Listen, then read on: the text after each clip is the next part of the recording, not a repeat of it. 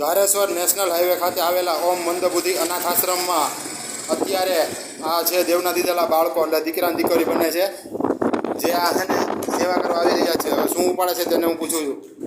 પ્રિયાંશી આ શું છે, શું ઉપાડી રહી છે તું? આ કોટા સ્ટોન છે. ઠીક છે આવો.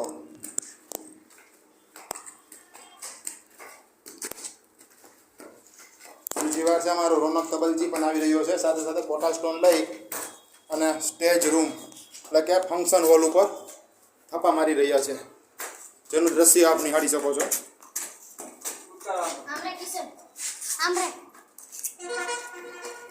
કિશન કનૈયા લાલ કી જય.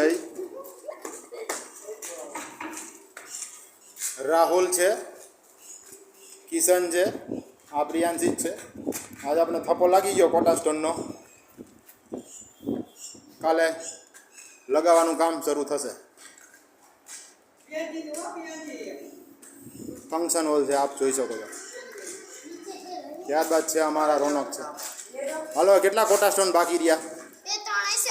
હાલો લઈ લ્યો. હાલો છે રોનક કે પૂરા ને કિશન કે એક બે બાકી હતો, લઈ લ્યો. હાલો,